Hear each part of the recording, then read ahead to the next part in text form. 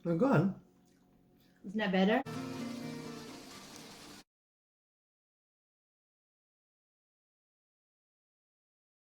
Hi guys, good afternoon. Welcome back to our channel, Fluidity of Life. Today, we're gonna cook a Filipino dish, another Filipino dish, ampalaya, better gourd or better melon, ampalaya or palija sa Bisaya, with sirloin beef steak.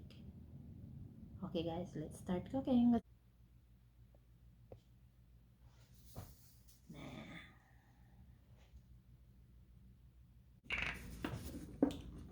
First, dalawang kutsarang oil. You guys like ampalaya? This is my number one most favorite vegetable. Usually in the Philippines, growing up, we have this for breakfast.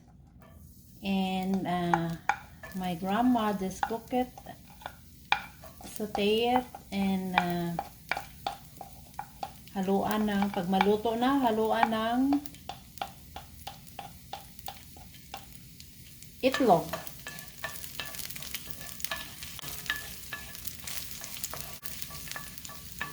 First, we're gonna have saute the garlic for a little bit para lalabas yung kanyang aroma.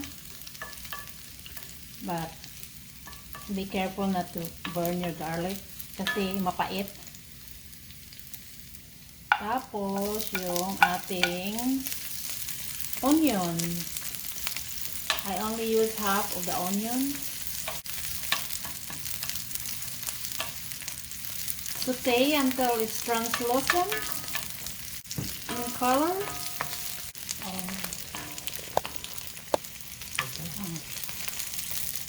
Then add the tomato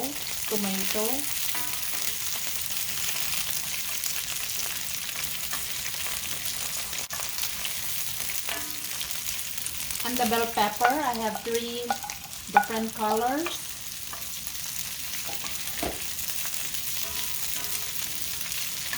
More colors, more beautiful looking dish. You know, we eat with our eyes first, so the more colorful dish, the more appetizing.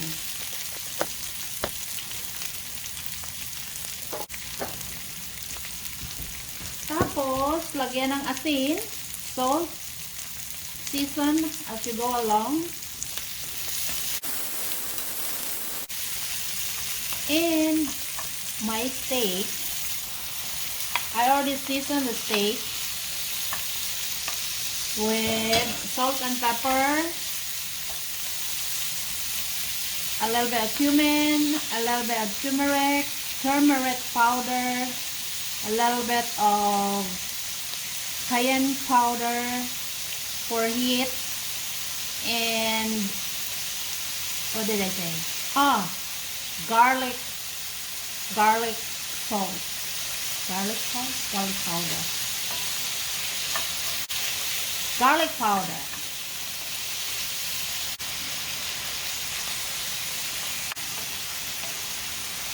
Cook the meat a little bit, like 3 minutes, 5 minutes before we add the ampalaya.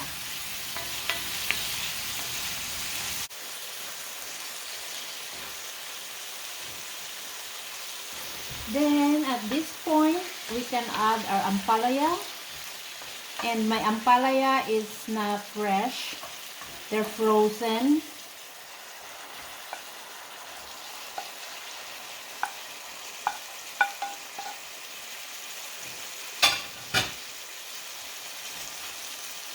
Because I live in Minnesota, we don't have fresh ampalaya. So every time I go to the Oriental store, I buy a lot and then I slice them like this and put in the freezer. And then I thawed it whenever I ready to use it. And then just squeeze a little bit. Take out the liquid a little bit. Not much, or else you will lose all the nutrients.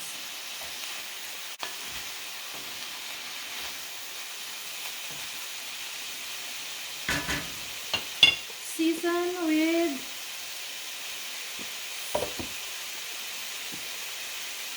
black pepper powder and a little bit of salt.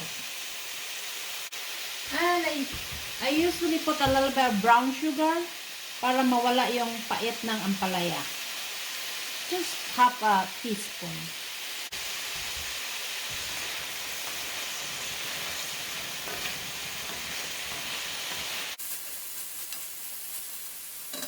And cover and let it cook.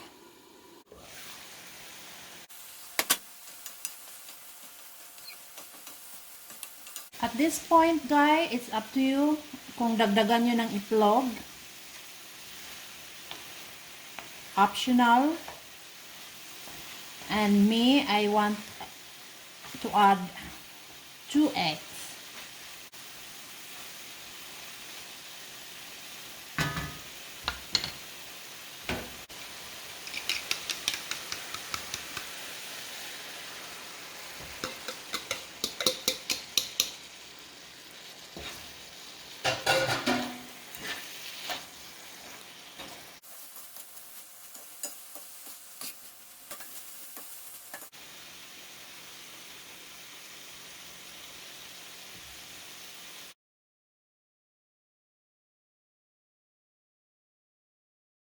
Guys, we're gonna have Glenn try it.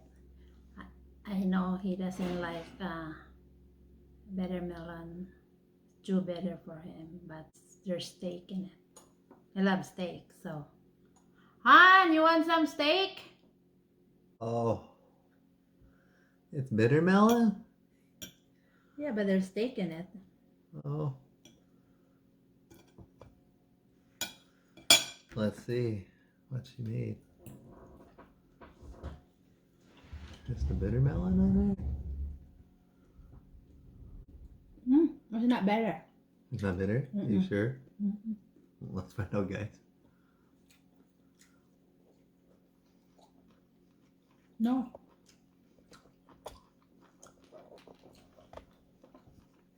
No, I want rice.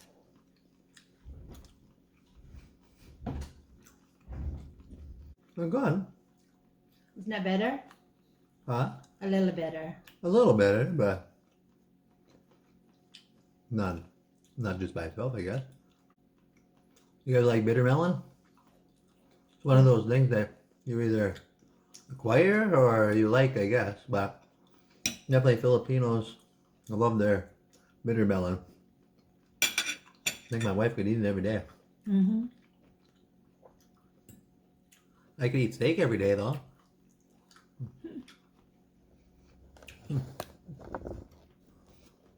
It's your comfort food, I think, yeah. That's it for today, guys. Ampalaya with beef steak. Don't forget to subscribe. Fluidity of life. Bye. Say bye. Bye, everyone. Bon appetit.